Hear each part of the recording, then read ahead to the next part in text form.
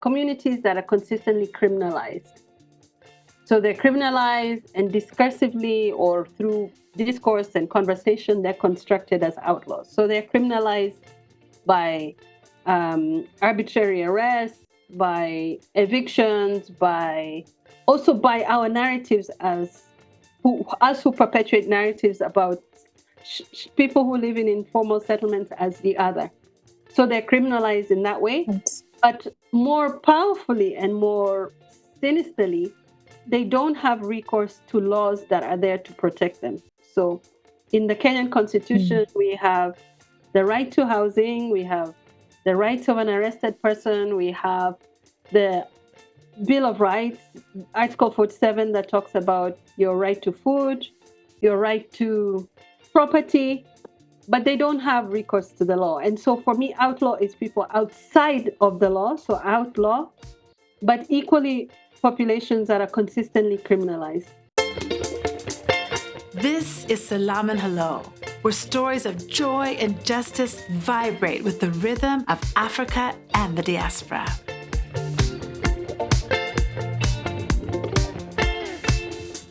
Worried, anxious group of people trying to move along. Maybe one day we'll get onto something. Until then, we say, hold on. I know it's hard, but baby, you just Salam and hello, everyone. My name is Lilly Bekele-Piper, and welcome to the show. So every week, I get this fantastic summary of news on the continent put together by Jeffrey Pollard. It's called This Week in Africa. I love that resource because usually there are about 50, 60 hyperlinks in there that guide me to the latest political, social, cultural movements that are happening across the continent. Back in November, in one of his weekly summaries, he linked to several articles around climate crisis, ecological movements, and in particular, one article caught my eye. It was published by Dr. Wangui Kimari. It was published in the International Journal of Urban and Regional Research. And the title of the article was Colored Green, the color green. As I read that article, I was really moved by some ideas that she was introducing to me for the first time. I consider myself somebody who's conscious about the environment, who tries to recycle, who tries to plant green spaces. But what she put forward in her article really challenged a lot of my perceptions of my own experience in this city of Nairobi that I've had the privilege to call home for the last 12, 13 years.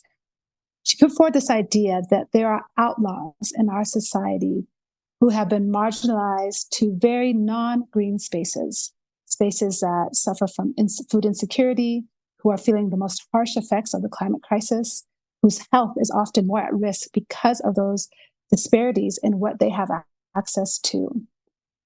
She talked about communities that were taking upon themselves authentic grassroots movements to actually restore green spaces to urban places throughout the city that had been left out of original designs for Nairobi.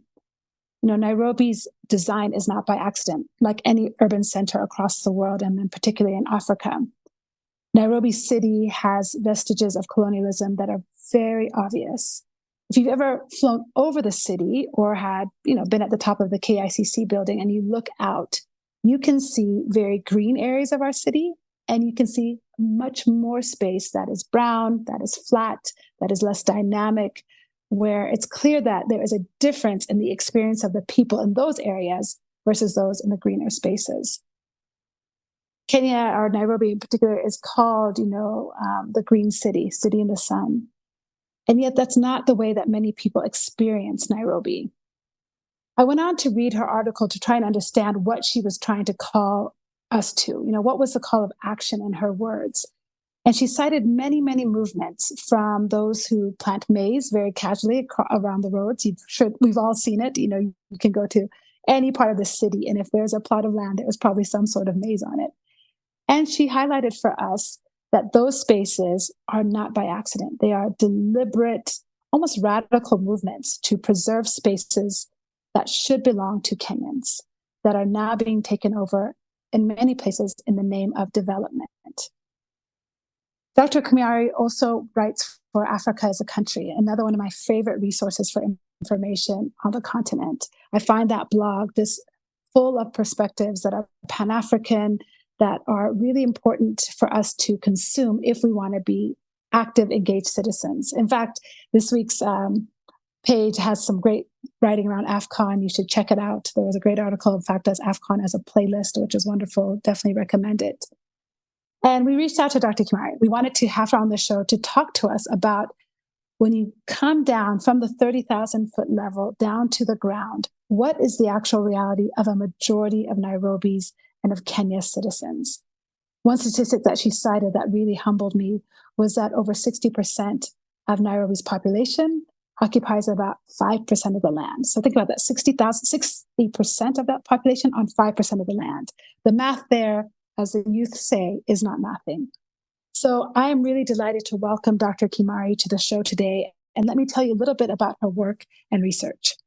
She is an urban anthropologist at American University, Nairobi, and is affiliated with the African Center for Cities at the University of Cape Town, and is a participatory action research coordinator at the Mathari Social Justice Center here in Nairobi. Dr. Kimari's research is a unique blend of local histories and diverse theoretical approaches, including oral narratives, urban political ecology, and the Black radical tradition, which I just love. I can't wait to ask her about that. I had never heard that concept before. Her focus is on examining urban spatial management in Nairobi from the perspectives of the most marginalized communities and providing a voice to those who are often unheard in mainstream media platforms. And in particular, as it relates to urban development, when people are sitting down to plan, who are the voices that are present in forming those decisions? That's what she's kind of hyper focused on looking at. In addition to her academic pursuits, Dr. Kimari is also an active editorial board member at Africa as a Country and the co-organizer of the UTA Do African Cities Workshop, an annual critical urban studies summer school in Nairobi. What I love about her work is that it's not just academic in scope. There is the data, there is the research that is so important for us to understand, but it's also very grassroots. It's very practical. It gives us a handle in which we can engage in the places. If we live in any urban center across the world, we can engage more authentically with movements to restore ecological justice. So I'm just delighted that Dr. Kimari is with us today, and welcome to the show. So happy to have you here. Thank you, Lily. Honestly, that's very extensive and unnecessarily long bio.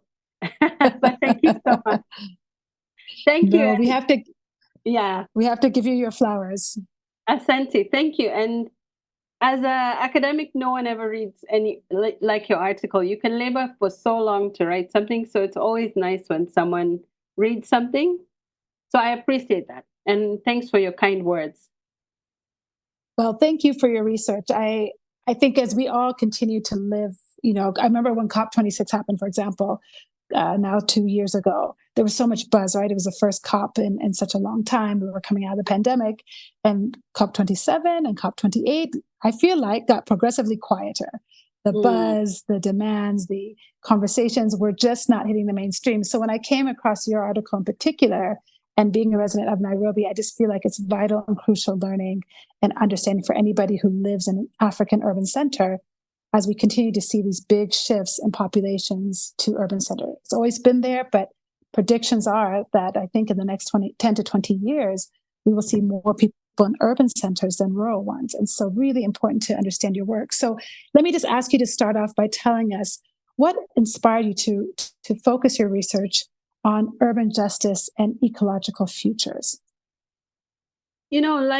I'm sure like most researchers, it's really, for me, it's my own experiences. So growing up in Nairobi, growing up in South B, which doesn't have a lot of vegetation. But I think the pivotal point was when I went to Mathare in 2007.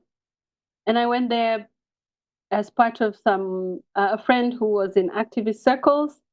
And I remember trying to understand this reality versus the reality I came from, which was kind of a boring, middle-class, aspirational. I mean, it has interesting people, but it has concrete houses, water, etc. But going to this context and seeing the interconnection between diversity of phenomena. So the people who don't have water, the same people being killed by the police, are the same people who are going to have cholera, are the same people who are being evicted.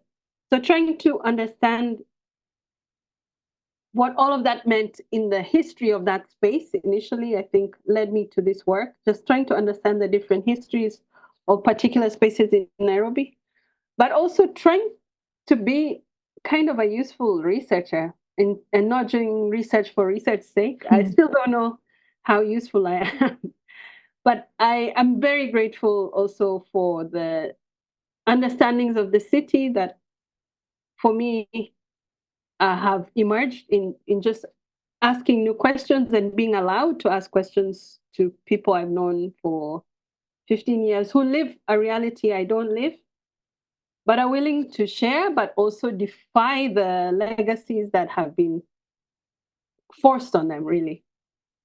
Absolutely. So let's dive right into some of the things you've already mentioned just now, the forced reality that people are living with. You talk about in your article that Nairobi is a result of both colonial planning and post-colonial, quote, development. So tell us what you mean by that. How has Nairobi arrived at where it is? And how would you actually describe Nairobi to somebody who's never been here? Okay, I'm going to try to not be so long-winded, but Nairobi is an accident of colonial geography and colonial imperial projects. Really, people are trying to build a railway. The Imperial British East African Company was trying to build a railway from Mombasa to Kampala to extract goods, and almost in the middle is Nairobi, and Nairobi was cool. And Europeans were not trying to deal with Mombasa weather or humidity. So they're like, okay, it's cool. It's well watered and it's full of game. I think that was part of the logic that informed them. But it was cool. There was not a lot of malaria, etc. But and there's scholars who say, even from the initial layout of those tents of the Imperial British East African Company, where the Europeans were, where the African porters were, where the South Asian indentured labor were, there was rigid racialism established in the city. So Nairobi is, for many, really, it still is a colonial city, even if there's all of this improvisation and we're in the post-independence period. But you can still see how the zoning from this period endures and the logics from this period endures. And so if I was to describe Nairobi to someone, personally, for me, it's all my dreams and all my nightmares, because I really feel alive in this city. It teaches me a lot. But it also makes me recognize how cities become the spatial, it's really spatial territory to continue a capitalist project that really considers many people disposable. And you can see how that happens if Mathare is one of the oldest neighborhoods in the city, Kibera, but the conditions of people there in terms of shelter, in terms of water, for me, it's effectively systemic dehydration, neglect, and abandonment. So I would say in the post-colonial period, the colonial period is a colonial period. It's an apartheid city, very evident, but the post-colonial period for me embodies an urban planning of neglect and force for the majority. So it's either neglecting you or enacting force in diverse ways. And people navigate this. For me, I live in the former white Nairobi, so I'm fine. But for the majority of people, they're just dealing with the legacies of colonialism, but also a post-colonial period that builds on that, but for various motivations, whether it's the public purse, maybe there's not enough money, but also the rationale that a city is for business rather than for living in, creates the conditions of possibility for disposable existences in this city. Wow. Okay. So I want to touch on a few things you said there and just see if we can go broader in what you've said. So at the beginning, you talked about how Nairobi is almost an accident in terms of that it became the capital, that it became what it is today. But the planning of Nairobi was not an accident. So I'd love for you to tell us how the 1948 master plan for a colonial capital and the 1973 metropolitan growth strategy, number one, what are they? These are formulaic documents for the guidance of Nairobi's development. What were they? And how do they remain today in kind of what you said at the end of your statement, which is you live in the white part, as do I live in Westlands. So how does that plan, those plans, still show up today? What does it mean for us? So the 1948 master plan was the first master plan for a colonial city. Before, initially, Nairobi was just a town.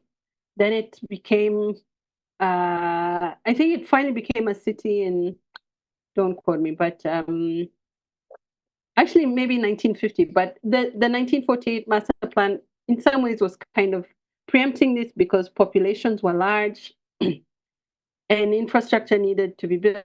But for the most part, infrastructure was being built. And there's in 1927, the minister of, or the head of the municipality said, Nairobi does more for horses than it does for Africans. So there was infrastructure already being built, but it just wasn't for Africans who were not meant to live in the city at all. If you are here working, but you are not meant to be a detribalized native. That was part of the colonial project. You need to stay in your rural area and we'll give you divide and rule in that area. But the 1948 master plan comes in the post-war period when there's really Africans are here in the city, especially African civil servants and demobilized soldiers. And you just need to, ultimately, you need to plan something. And this plan, interestingly, it's really, I think in the first few pages talks about how it's meant to have a humanistic bias. But Interesting. But not that it's saying this. And the people who are doing this plan are 3 South Africans who are coming to do it the same year that apartheid was legislated in South Africa. So this humanistic bias is just PR. But ultimately, from my understanding, and I'm not a planner, I'm always agitating against planners, but I'm not a planner. From my understanding, that plan wanted to establish a garden city. So that's a city where it was a green city where there are different neighborhoods with green buffers around it. But from my assessment, that wasn't realized, although I'm sure some things were put in place. But ultimately, I don't know if the 1948 plan had as much impact as preceding policies, say ones on public health that were saying we need to separate races because of public health concerns. All of these brown and black people are going to give us the plague. They can't have sexual encounters together. We need to have buffers between them. So I'm not sure that the 1948 master plan had as much impact as these preceding small policies, although it's upheld because it's the first plan for a colonial city. And it's called not a colonial city, it's the first plan for colonial capital. But effectively for Africans, it didn't make a difference because more was being done for horses than for Africans. You say it's so important because like any colonial or apartheid state, there's not a single actor. There are multiple movements creating a state in which the inequities are upheld. So previous policies, the fact that it was not Kenyans planning their own city, there are many factors here that contribute to where we are today. What was reinforced by the 1973 metropolitan growth strategy? How did it build on the previous policies for Nairobi? In terms of the 1972 growth strategy, it was kind of the first post-independence plan. And it seemed to have a lot of people were rallied around it. There was a congregation of actors at the University of Nairobi. I'm not sure if it was at it may have been an institute for human settlements or something, but from the assessment given by scholars, say Uwar and Batia, who are at University of Nairobi, they say it really didn't. The city may have been deracialized, but race was replaced by class, and so there was all of these plans for 2000 until the year 2000, none of which were realized because the city continued to function as a site of accumulation for people who could replace white people in specific places. Let's talk for a moment about Karura, Nairobi Arboretum, City Park. These places are beautiful. They are a wonderful way to spend an afternoon. I am puzzled, though, as somebody who's lived in the city a long time, read, I think, some about Kenya. How did a place like Karura, that Wangui Maathai, bled and died or gave her life's work to preserve, how did it become so inaccessible to a majority of the city? Because if you go there on a Saturday and walk, you will see plenty of Kenyans. But I want to say that it's maybe half-half Kenyan nationals and half non. And I don't begrudge anybody the use of a beautiful park. You pay a fee. I think the fees are around 200 shillings, something like that, for residents. I'm a resident. I don't know what it is for citizens. But how did it become inaccessible? I mean, how did we get here with some of these beautiful green spaces? First, green is located in areas of privilege. If you look at a map of Nairobi where you see green, it's an area of privilege. So I think that has a role in that. Also, colonially, in the colonial period, white people didn't want to live in low-lying areas. So low-lying areas were floodplains, were places, where there was a lot of malaria. And so those are not the regions that would have abundance of trees. So that's why you see in places of privilege, that's where Karura is. But I'm not sure the logics that informed, say, the Friends of Karura Forest. But I also recognize that they don't have support from the government. So if they're going to make trees 80% indigenous, that costs labor, those are water costs. And so I can understand why to have some cost. But really, I want us to get to a place where we're like Uhuru Park, which unfortunately has now been closed. Because if you went to Uhuru Park downtown, everyone is there. Right. You don't even need, everyone was there and just using that green for anything. And it was, I think, the only publicly accessible green space in Nairobi.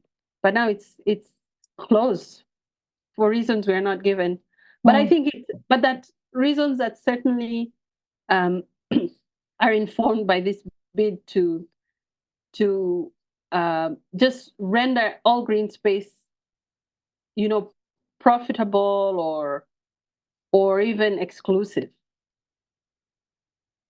Yeah, and I think we see these policies in a lot of urban centers across Africa. Once it is green, it's lush, it's cleaned up or restored in some ways, now then the barriers come in. A fence, a cost, some kind of access control begins to infiltrate it. And certainly is the case in so many cities nearby. Thank you for those explanations. What I think is clear to me is that your article posits this idea that Nairobi now has a group of outlaws who are trying to green the city. And what strikes me is that there were laws that created the city. There were policies that then created these outlaws. We've talked about two of them, but there are numerous other ones that racialized the city, classified the city.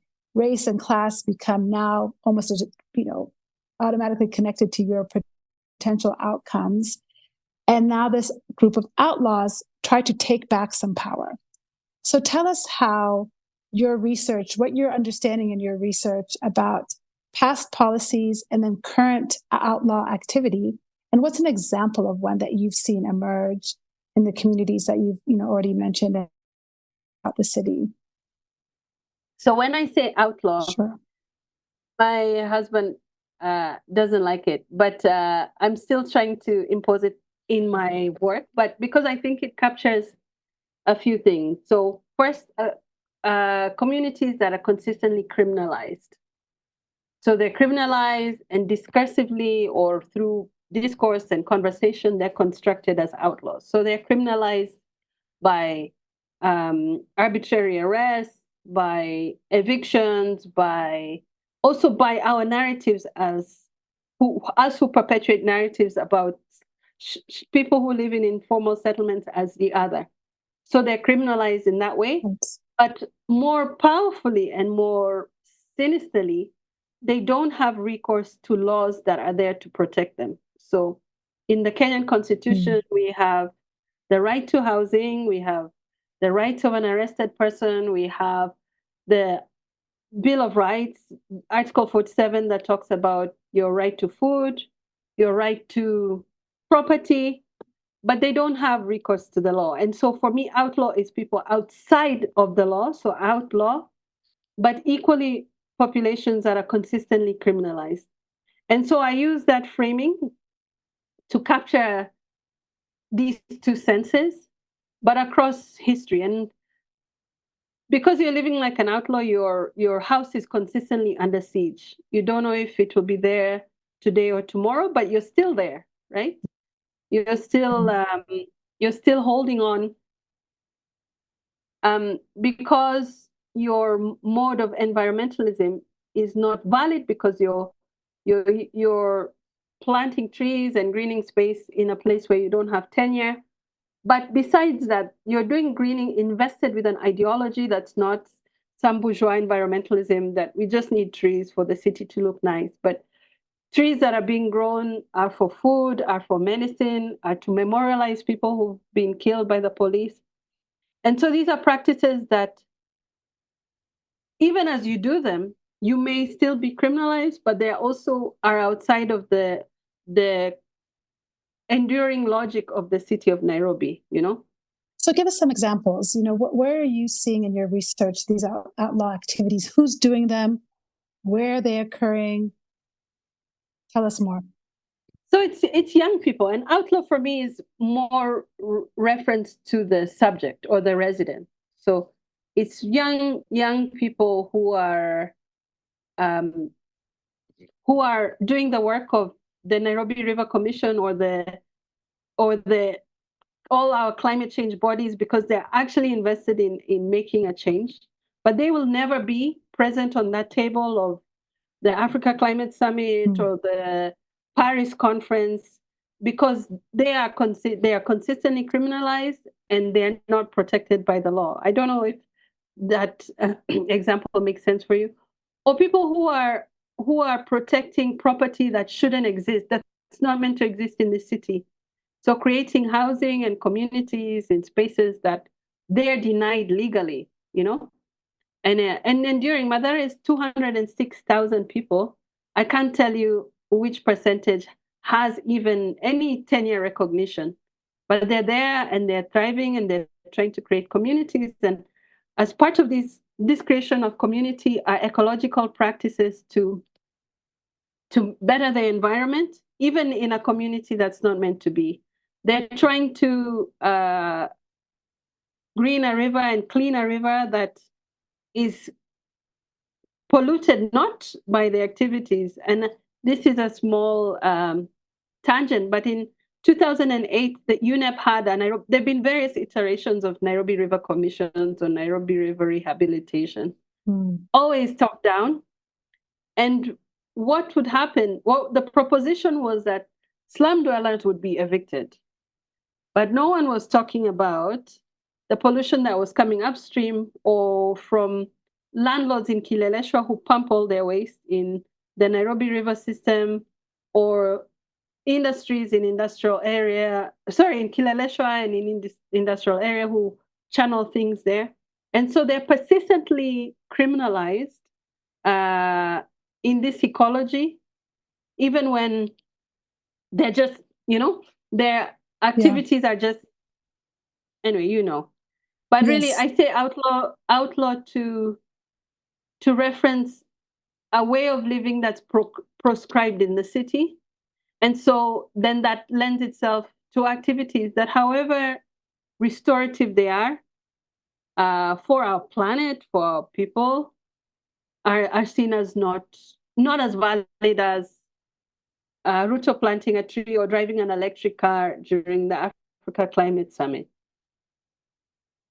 Thanks for painting that picture for us. I'm struck by the connections between laws that were before Kenya's independence, post-independence laws, and this idea of criminalization. One of the people you quote in your research is a fellow researcher, and I just want to read you some of their words. They said, "What we're doing with ecological justice is to claim back public spaces, not using violence or protests, but by soft power, by coming up with a solution to this problem. We sweep the dirt. We plant a tree. That'll be the resistance force that will not go away, but one that will remain."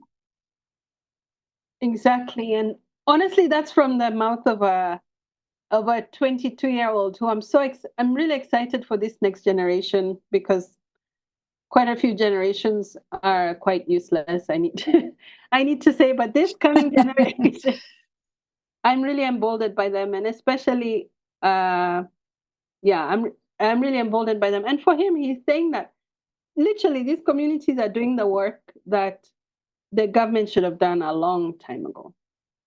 And so how are you seeing them criminalized? I mean, if you think about, okay, I've planted some maize, I've taken some plastic out of the river.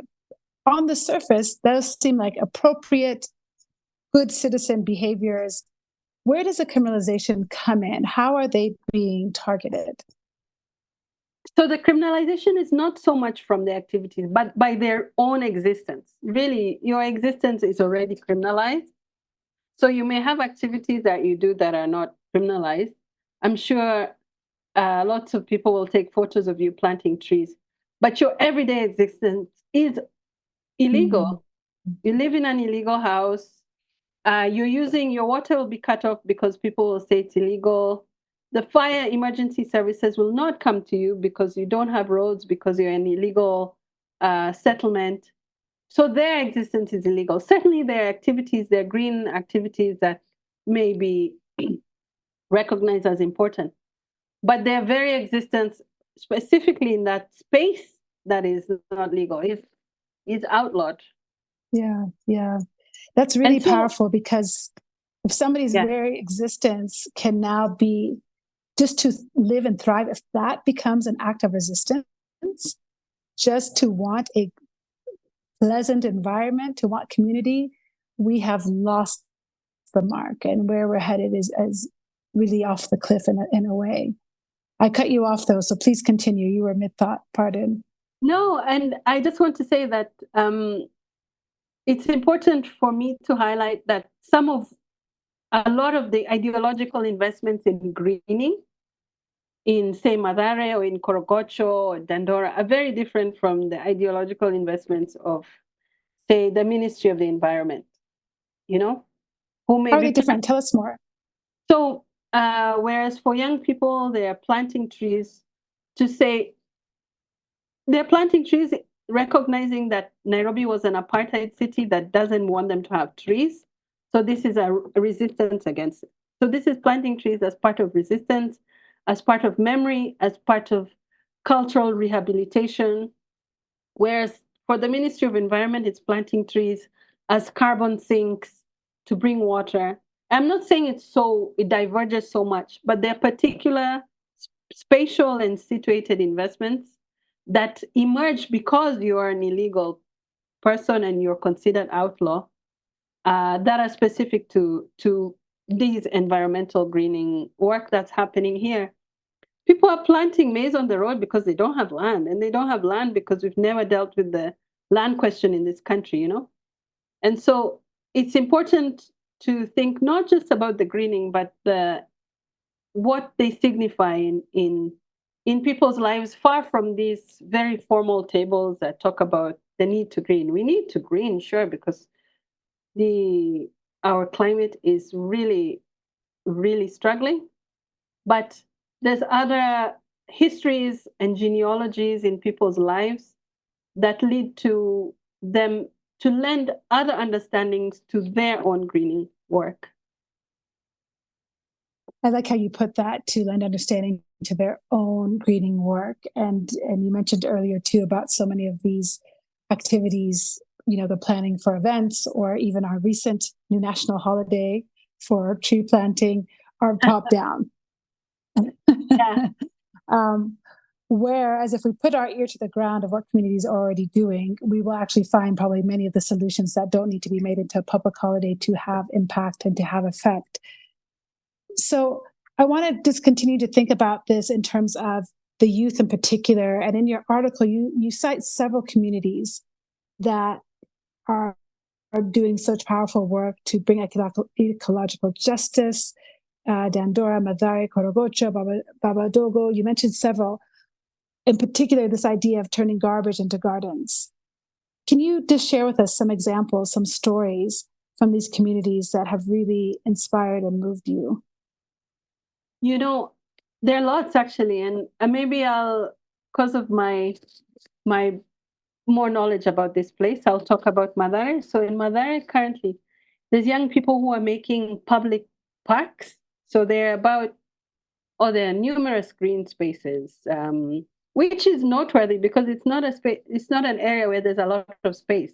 Any small spaces, they can up by a 10 by 10 dwelling. And if you've managed to safeguard an acre or 2 acres in this place in the middle of Mathare, then that means young people are really, it's not your form of income, but determination. Certainly there's help here and there, but through your determination to designate this will be Mathare People's Park, it's really quite impressive. And so there's a number of parks in Mathare. There's one in Lango Kubwa, where in an area where even me, I wasn't sure a tree would grow. Really, there's parts of Nairobi where you're like, the pollution of the soil, the pollution of the water that's being going on the trees, the fact that people are paying money, buying water at a higher cost than you and I, because it's delivered not through the grid,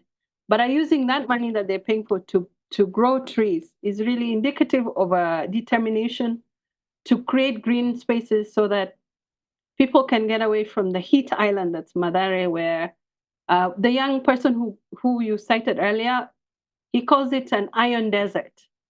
So they're creating these oases amidst these iron deserts of corrugated iron roofs, where young people can see trees, they can see nature, they can have swings, they can have a place of respite, when that was actively denied to them since the inception of this colonial city. And so for me, it's really inspiring because it's being done through sheer determination. It's a lot of dedication to find seedlings. Seedlings cost money. To water them, water costs 4 times more in places like Mathare. And to keep this park with the recognition that there's no space for housing, so people would take housing, but wanting to keep it alive, to grow a tree outside and within, so it's part of an external greening, but an internal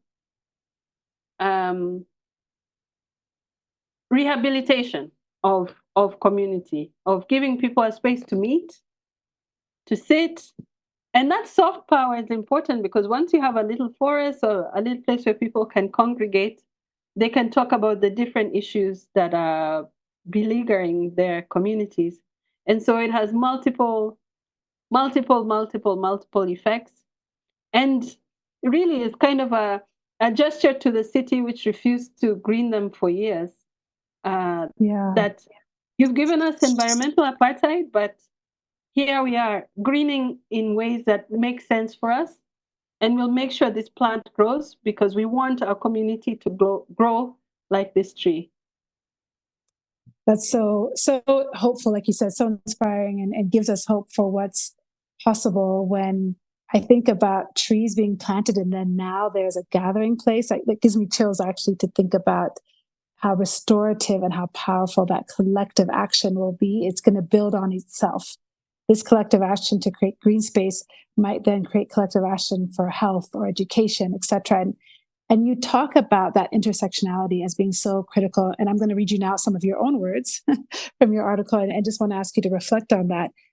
You say that this outlaw greening is invested with a radical desire to change socio-ecological and material conditions and to question the very logics that consider these areas unworthy of nature and basic rights. Here, bids for the environment, a simple tree, are also steps for food security, access to medicine, shelter, community memorializations, and even employment. Tell us more about how critical intersectionality is to the work that they're doing in these communities. I mean, all our lives are intersectional, and in that, in the body or the person of a Mathare resident congregates so many histories and also so many oppressions. So, in this greening, people are trying to resolve many things. Young people are growing bamboo by the Mathare River that they sell and they make into furniture. They sell the seedlings, so it becomes a form of employment because you've denied that body a job. That body can't get a job because they're from Mathare, they don't have education, they don't have the networks. So instead of writing a CV which wouldn't be considered valid, young people are coming together to sell seedlings, or they're going to have a park where on the weekends, instead of people selling produce outside of the community, you can come and sell your own handicraft.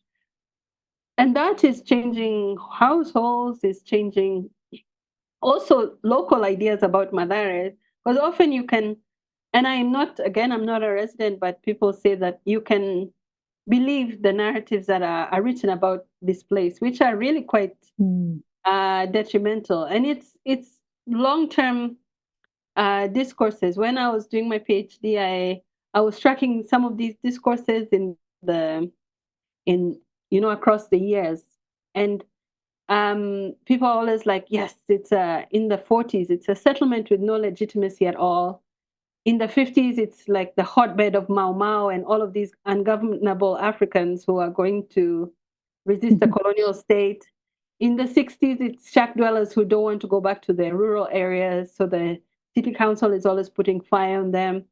In the 70s, it's the site of prostitutes and criminals. The 80s too. So you can see how these discourses, because they have strength over many years, then they make legitimate this exclusion and this criminalization. And so planting a tree and doing greening work and doing all of these activities, I would suggest contributes to a sense of self that charges against these established narratives of slum dwellers, Absolutely, absolutely. I appreciate how you've given us such a quick glance at decade by decade, how these assumptions, these characterizations then become truth, and that truth to some people then inform policy. They inform what now external governments come and say, we'll give you $1 million to do an X project, right? Because now they've understood that that's what the need is, as opposed to those in the communities informing what the needs are. It's an important distinction, I think, also to think about how we hold the tension of the need for more justice in these communities. And let me crystallize it a bit more. These communities need more access to, and I shouldn't say these communities and high density, poor communities need better access to healthcare, for example. So in our minds, the solution might then be to build a clinic, to build a hospital. Yeah. That, however, will require the clearing of land, right? It requires some kind of development, in quotes, in order for that to happen. So Dr. Kimari, how do we hold then the tension of wanting more, again, quote, development that then may come at the cost of ecological development or environmental safeties that these communities also have the right to? How do we reason that? Because another example that comes to mind is this expressway and the tens of thousands of people who lost their homes when that expressway was built. But I think the argument is that Nairobi absolutely needed better infrastructure in order to facilitate economic conversations or cultural opportunities. That was not happening with the current traffic plans. How do we hold these two needs or possibilities in together? How do we hold them at the same time? I was going to say, Lily, honestly, we're really lacking in imagination if we think that the only solution to building a 27-kilometer highway is evicting 40,000 people. There's trains, there's there's so many other things that we can focus on, but we're completely lacking in imagination. And honestly, this expressway is not even working. It's not even profitable. 30%, sorry, Kenya will not receive actual monies from this expressway for 30 years. So it's not even benefiting us in any way. And cars themselves, once you build more roads, more cars come. So there could have been an actual investment in clean public infrastructure. But I hear your question because how do we hold the needs of the city in its current version and the rights of others? But I think that wouldn't be a question if we thought that everyone could belong in the city. So if we think that everyone can belong in the city, it wouldn't be this question of this or that there would be a way that people bring forward. If urban planning was actually just and not exclusionary, that if it really considered people's needs, then we wouldn't build the city in ways that would require us to ask those questions. We don't need any more.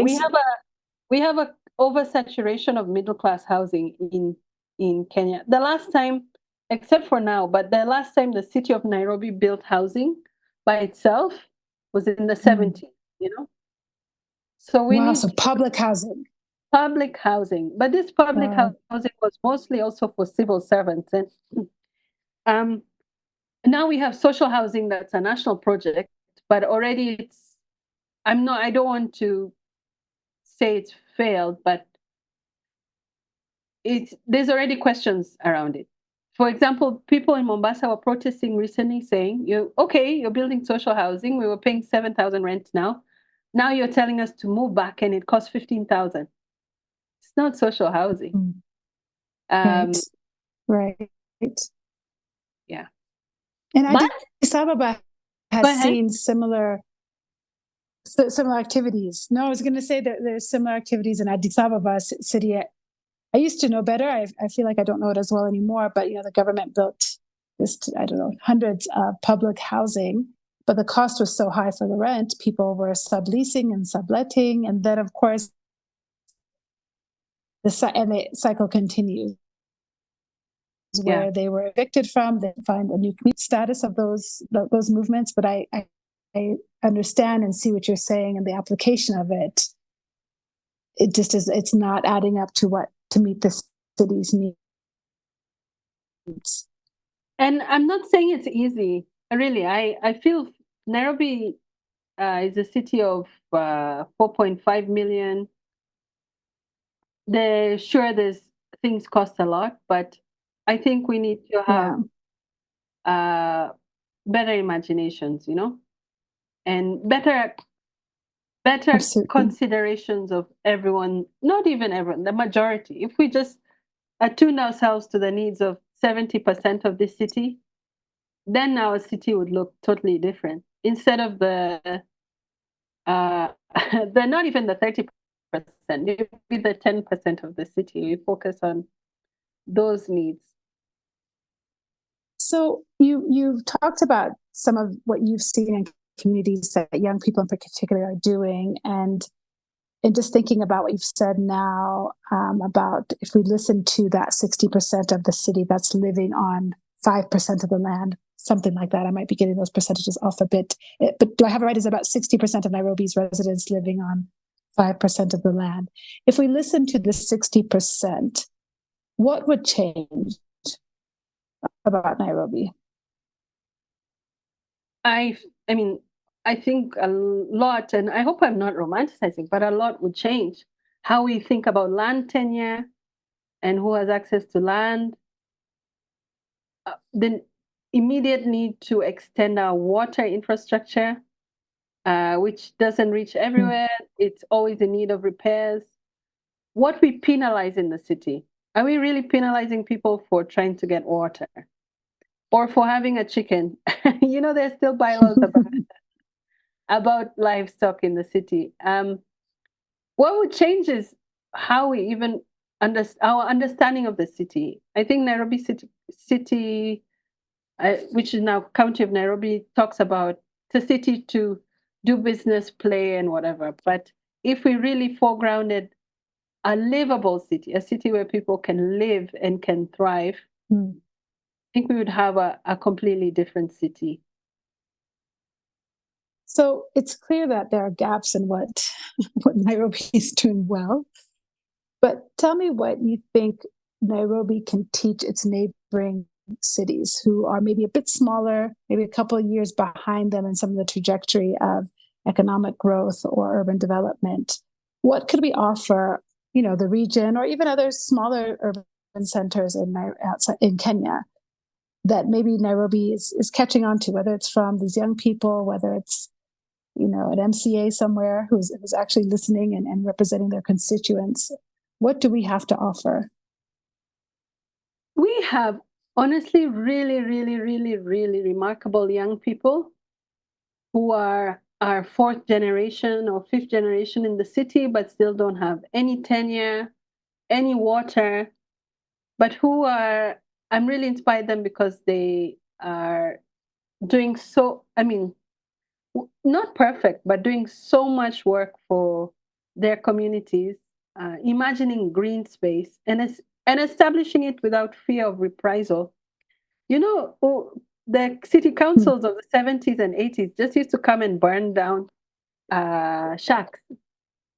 But these young people are demanding their space by making people attuned to the importance of a park for mental well-being. They have a lot of support from their communities. So I would say that Nairobi has really and I'm not going to use resilient because resilient has just been captured and used in the worst way, often against poor, struggling people. But I would say imaginative and determined and ecologically defiant young people who will, I think Wangari Maathai said, who will do their little thing, to make this city actually the green garden city that was meant to be that was ostensibly the plan in 1948. But they do it in ways that respect and uphold and instill confidence in their spaces and in their peers and in their kin. So I think Nairobi has great people. I mean, in some ways, we also have green spaces. Just today, I was in Karura Forest, and I was so grateful for that. But it's effectively inaccessible for many people. Just the sheer distance from the city, for many people, the cost, how far it can be from public transport. But these young people are taking, even in the little spaces where they have to struggle for water and struggle for seedlings, creating these parks for their communities. And for me, that's really inspiring, considering that their own houses are not guaranteed. When you look at what's ahead for Nairobi in 10 years, where do you think we're headed? Strangely, I'm actually quite hopeful, not so much by the leadership, but by these spaces that have survived 100 years that were not meant to survive, but that are still here. and are emerging generations who create new cultures, new languages, new understandings of the city, and that defiantly claim it as theirs. And I think when you have generations that, despite the cost of rent or despite the lack of infrastructure, claim it as theirs, whereas maybe their parents didn't, I think it will allow for a Nairobi that is for Nairobians. It's not just for business. And I need to say that as annoyed, perpetually annoyed as I am by the colonial legacies of this city, Outlaws make this city what it is. They refuse to move their their noisy matatus to the outskirts of the city. Hawkers have refused to leave this city, and even colonialists were always lamenting about hawkers and Africans selling things everywhere. So these outlaws will still shape the city, even if we think it's shaped by world class city aspirations. And so for me, I'm really, despite the recognition of really structural oppressions, I'm always inspired by the defiance of Nairobians to claim the city as theirs, even if it was never meant to be theirs. Yeah, that leaves me with a lot of hope too. I'm so glad that your article just reminded us of the not undercurrent, the current of the city that is going on despite the city. It's quite powerful when we think about it that way. So thank you for bringing that to us and being with us today. Your work, both academic and investigating this idea of outlaws, is really, really compelling. So for those of us listening to the show today, what is your call to us? How can we become better outlaws in Nairobi or wherever we find ourselves across the continent or diaspora? I would say just work to create the community that you hope you wish the world to be, but also commit to that work. It's not easy, it takes time, but to the best that you of your ability, just envision that community, and it's better in collaboration. But commit to that vision. That's it. It's not obvious. Yeah, it's not easy. It's not perfect. It's not Instagrammable, but just commit to it. We will make sure to link the article in the show notes so people can read it. And also, I think they'll find lots of opportunities there, going to the hyperlinks in the content of the article that will inspire ways that they can commit to greening wherever they are. So thank you for that. That's wonderful. You're right. Commitment is key.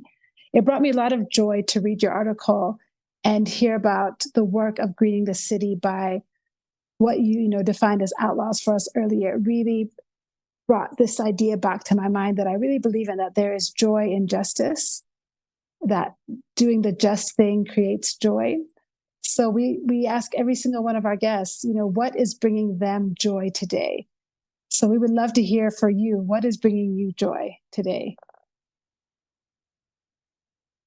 What is bringing me joy?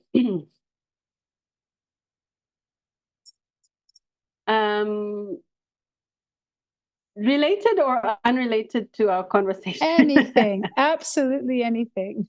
What really gets me up in the morning is the knowledge that we will win.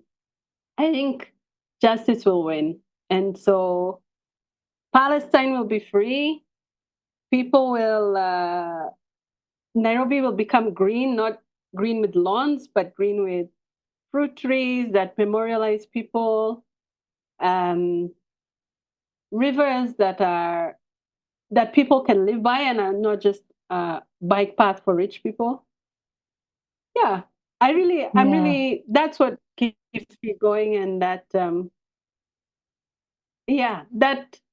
the color will be green, or green is going to happen, but in ways that are completely unforeseen by those in power. And just, so that gives me some joy.